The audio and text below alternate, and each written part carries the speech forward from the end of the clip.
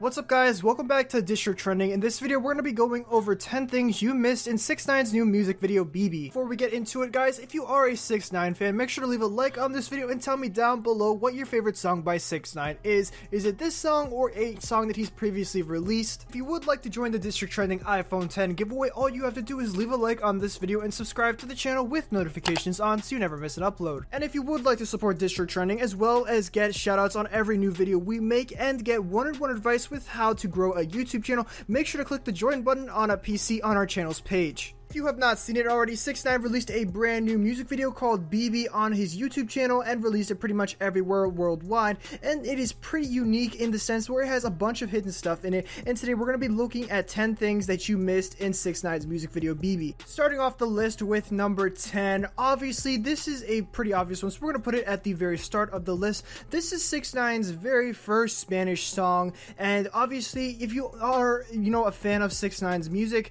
you would know that he normally does not do stuff like this. However, we do know that he is not, from America. He's not from New York. Obviously, his heritage is having a Mexican mother and a Puerto Rican father, so obviously he probably wants to pay a little homage to, his true roots of where he came from, just to, really show that, he is all about the culture, and I can definitely respect that from him. Some cons of the song being all completely Spanish is people are having, some trouble trying to translate the song or, have the full meaning of it or just understand it in general. There's only like one annotation on Genius, and that's pretty much like an unverified one, so it doesn't really count either. Anyways, moving on to number 9. This is also another pretty obvious one since we're still just starting out. We have 6ix9ine wearing his brand new chains that were made for him after the original ones were stolen. So if you don't know, there was this huge thing where, 6ix9ine had his chains stolen from him a while ago by some goons. It was pretty unfortunate, he was very upset about it,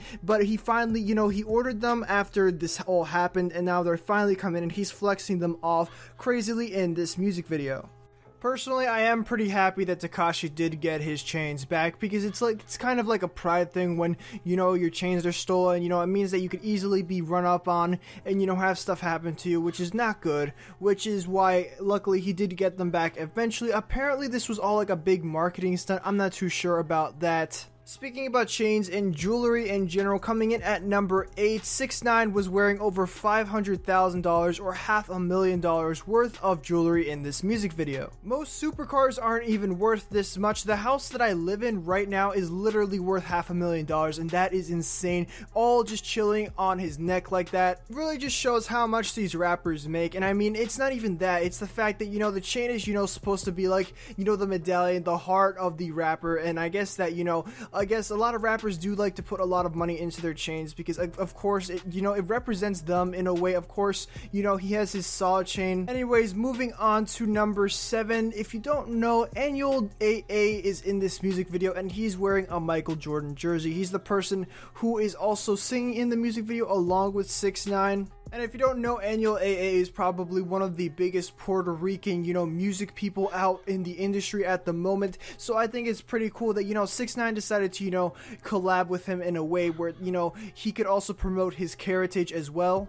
Also, as well as getting Anuel into, the mainstream of, the US and, into more Latin-based, countries where he can be seen from a worldwide view. Moving on to number 6 is kind of cool because it isn't really one of those known facts. This is just like one of those things that, you wouldn't really know anywhere else. But basically, this song is in Spanish because 6ix9ine wanted to go and make a song that would get into the top Billboard 200 and it would still, actually reach there with it being Spanish. I mean, 6ix9ine is the kind of guy to do something like that where he would make an entirely different language kind of song just to prove to everyone that he can make it onto the Billboard list because he's that popular. Number 5, the girls in the music video. Now if you don't know already the way this works, with acting, they usually have a bunch of people on hire and then they would have them go to the set of the music video and they would do whatever they want them to do, but that wasn't the case here. 6ix9ine was a little impatient today for whatever reason, and so apparently all the girls from this music video were already just chilling at the beach already.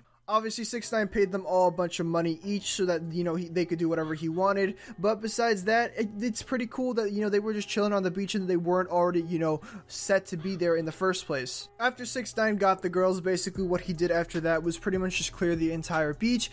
And then I think just start, you know, work on the music video where he has, you know, pictures of him, or the whole, you know, scene with him, you know, just chilling with his flag and whatever. But yeah, that's pretty much all that happened with, like, you know, the actual construction of the music video itself.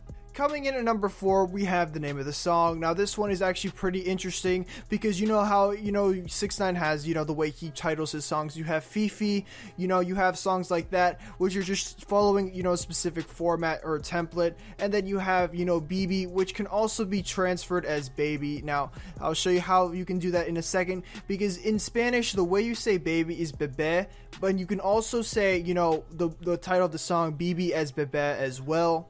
This obviously isn't the first time, you know, a rapper has had, you know, like a double meaning in his song title, especially, you know, 6ix9ine himself. You know, he does a bunch of symbolic stuff on occasion, but, you know, this is just one of those things where it has a double meaning, and again, it's paying homage to, you know, Puerto Rico, where he's from, or where his mother was from. And if you don't know, this name is specifically chosen out as well because you could also read, you know, BEBE from, you know, upside down the same way as you could right side up. That's another thing with 6ix9ine. His name is actually 6ix9ine. If you don't know, the 6 and the 9, you know, you can actually, you know, read it two different ways depending on how you look at it, but at the end it's the same thing. That's also something that he named himself off, and, you know, he tries to, you know, implement that, you know, tactic in as many songs as he can. Coming in at number 3, we have the producer of BEBE, which is Ronnie J. Now, this is actually pretty surprising to me because if you don't know, Ronnie J actually does, you know, produce for a bunch of different people all over the game. I mean, you know, he recently just produced for Eminem on The Ringer. Like, that's like a completely, like, you know, different set of, you know,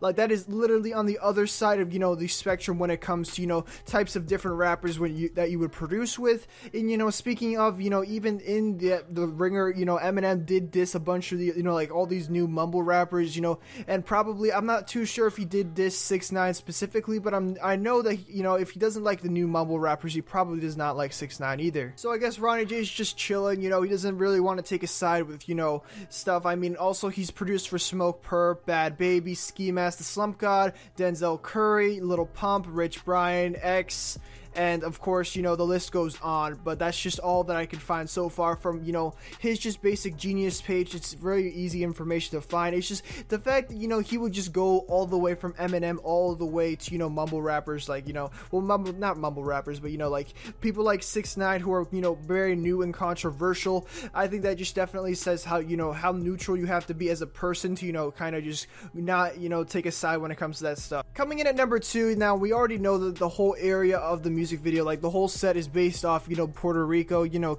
that area there, but, you know, they couldn't actually film it in Puerto Rico due to, you know, travel restraints and, you know, 6ix9ine's current case. They wouldn't let him leave the country, so unfortunately what he had to do was actually film it in Miami instead. 6ix9ine was actually very disappointed when he heard that he could not leave the country due to, you know, everything that he's going through at the moment, but he had to make it work for the music video, and as a good rapper or businessman does, they have to make do with what they have, and obviously that's what he did, and he still did a great job at what he did. And lastly, coming in at number 1, the thing that you probably missed completely in the new video by 6ix9ine is that, you know, the whole point of the video was actually to, you know, get 6ix9ine's name out there to the general, you know, world that doesn't speak English. Now, if you don't know what I mean, I mentioned this a little earlier in the video, but, you know, 6ix9ine wants to, you know, really get his name out there to people who don't understand, you know, English or, you know, his music in general, and he's trying, you know, he's trying to experiment with different styles to, you know, to cater to certain, you know, audiences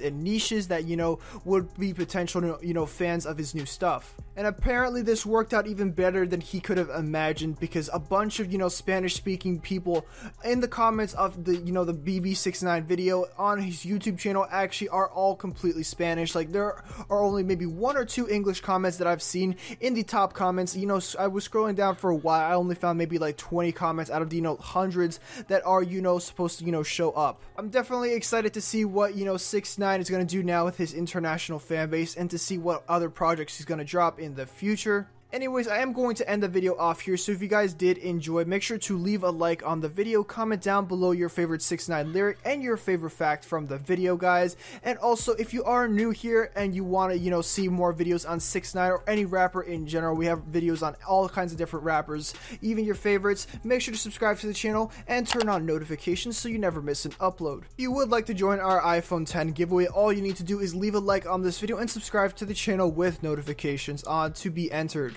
Anyways, thank you guys for watching this video, and I will see you guys in the next one.